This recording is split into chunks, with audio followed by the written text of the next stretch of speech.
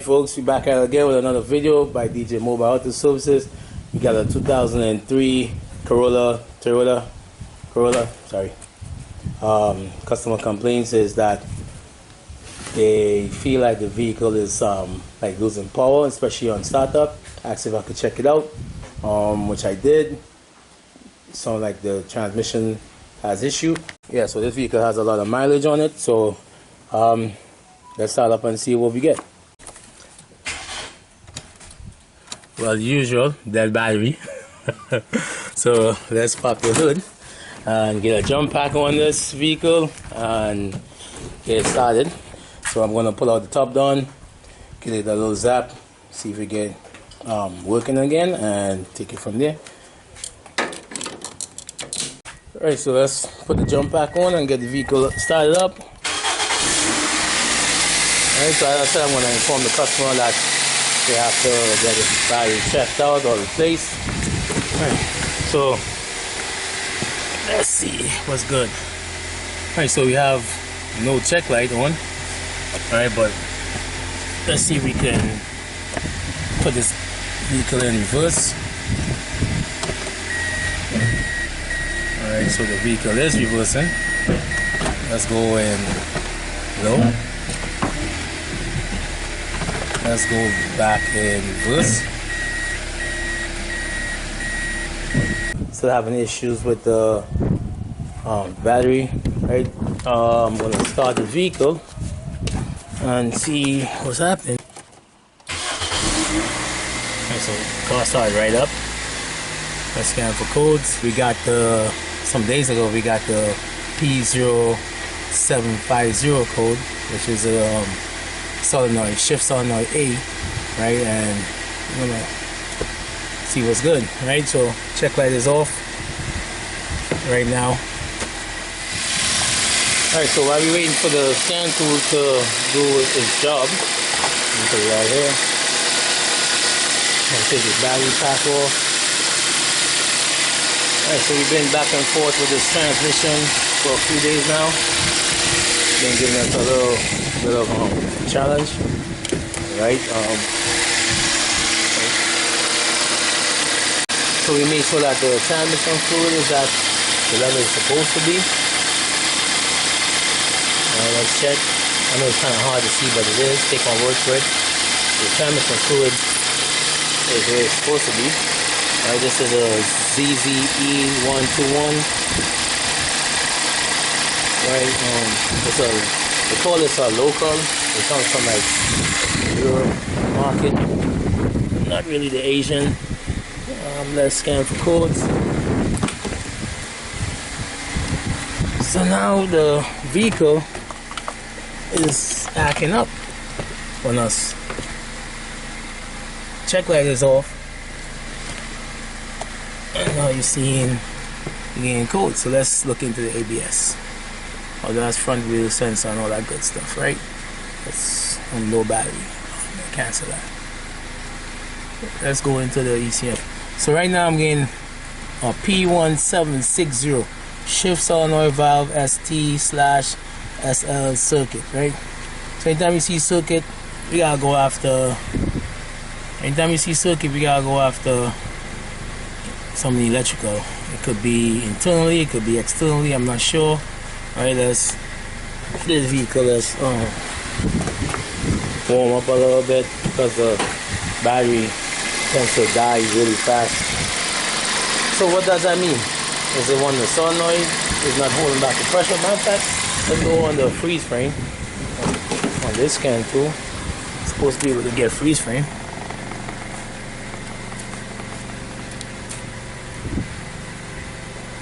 And see when this code popped up. Alright, so let's go on freeze frame. Here's current. It's basically the vehicle is doing the same thing. When you go in reverse, you're in reverse. And when you go into drive, I'm not going anywhere. And I'm in drive.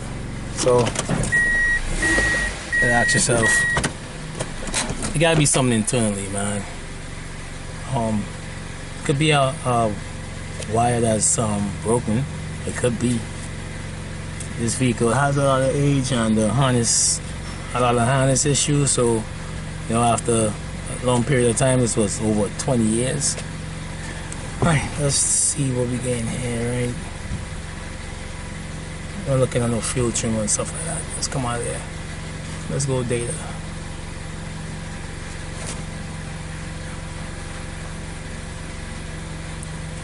I'm going after the data stream, probably to give me some kind of guidance on when I look at various things while the vehicle is running. Freeze frame is like a quick picture of when the code was triggered, and this here is basically I could pick a PID or something like, or PIDs to this and do some troubleshooting, kind of just get some guidance on what is going on. Let's check lockup, anything with transmission, lockup solenoid. Let's see, what else can I pick? Overdrive. I'm not even moving. Let's go to shift solenoid, and that's it. I'm looking at anything else. Let's look PNP switch. Alright, so what I'm going to do next is I'm going to switch the gears while we monitor the screen. So right now I'm in park and the shift is in first. Why is that? Let's go to reverse. I'm in reverse. Go back to park. Right, so the park neutral park switch, I guess. I don't know PNP stands for. I gotta look that up. Is this in? It's on. Switch to reverse. It's off. Go to neutral. It's on. Let's go to second. So you saw that when I'm in drive, and when I went to drive, it's staying at its first. It's not. I'm in second. It's not going to second. I'm in first, and it's in first. Let's go to second. So I'm in second right now, and it's not switching. It's supposed to indicate that I'm in second. I'm seeing the SLT solenoid is on. As I said, man, I'm not sure what that is. I gotta look that up. Alright, I'm gonna go to drive. Nothing switched. Alright, so I switch the shift from, right, I'm going from neutral to reverse, going from neutral to drive. Say that it shift to second and then switch to first. So is it that the solenoid is acting up? Possible. I actually not seeing the SLT, whatever solenoid is, not moving. So I'm gonna do some homework on that real quick. Code up, right? It's telling me that is a linear solenoid for like the line pressure. What is this? Let's see what it is. Alright, a P1760, right? Description is linear solenoid for line pressure control circuit malfunction, right? So I can have a faulty shift solenoid valve, the SLT. I can also have a faulty ECM, a faulty a short in the harness, or poor electrical connection internally, right? What can we do like outside without going into the valve body? I can like do my checks to make sure that everything outside is connected, right? As I said, it has fluid, so it's not the fluid. So what can cause this code? Alright, so let's take a look at the generic picture here. What solenoid is it that controls that SLT? Gotta be this one. So is it a poor connection? I'm not even sure if it's supposed to be on or off at the present time. So I got the wiring diagram for this transmission. It's a 2003 Toyota Corolla, right? So let's see if we could get a close up. Oh, let me zoom out. Right, so we have 5 wires, which is pink, red with a white stripe and a blue with a white stripe, a blue, and I believe that's an orange, right? So let's look. Let me get a. All right, so let's see what we get here. I'm trying to see if I can get somewhere I can mount this light. All right, the harness in my hand.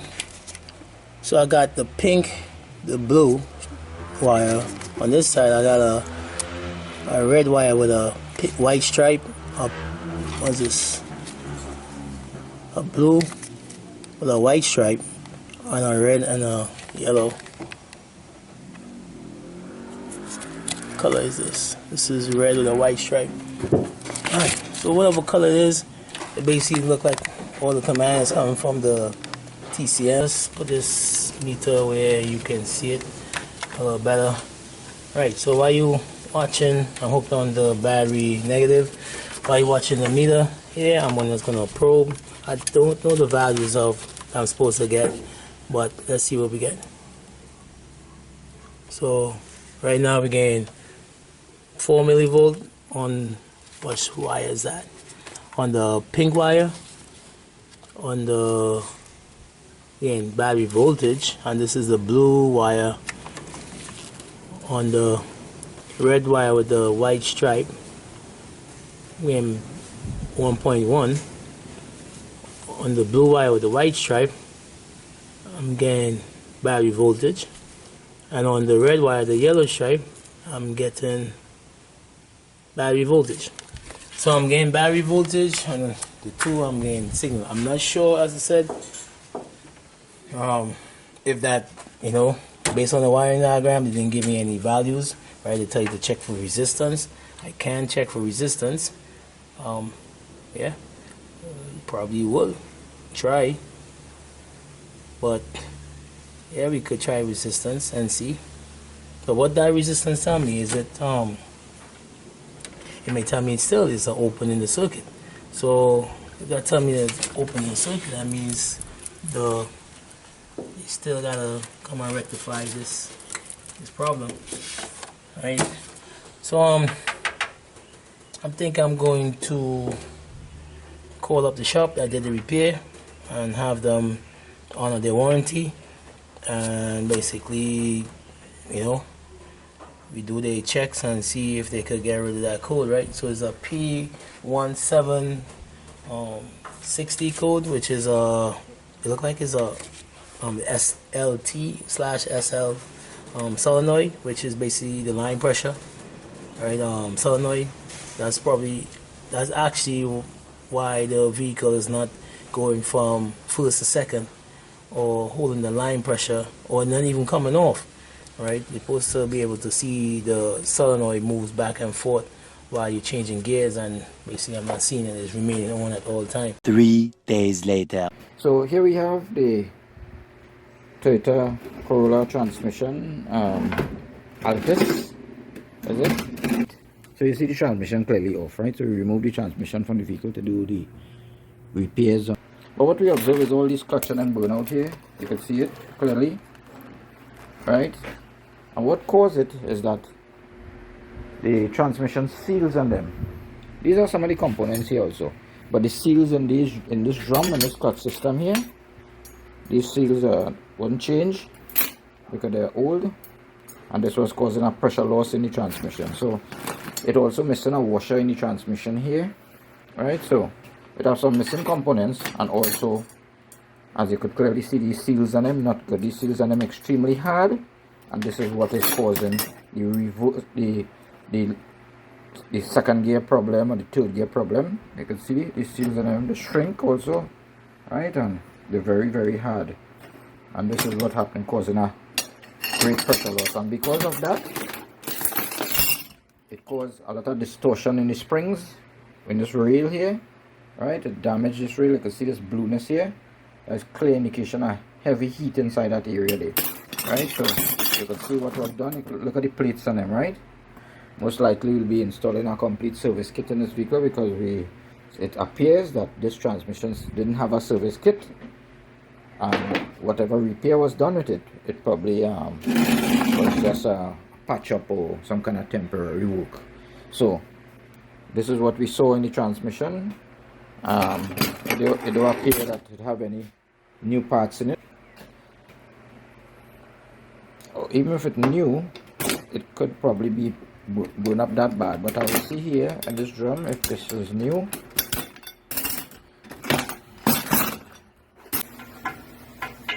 Control valve body, all the assemblies, these components, these are the solenoids here, the control valve here, separator plate.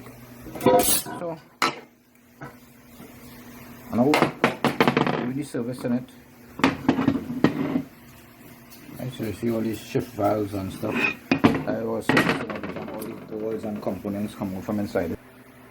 Assembly of the casing, this here. Right, you now finish cleaning the casing, you can see the condition of it. Right, a lot of work to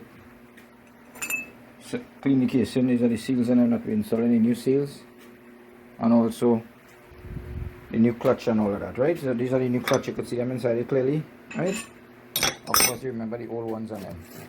Right, these are the new clutch, some of the new clutch here, and these are the seals and components that we are using in the transmission. All the seals, all the converter seal and all these things.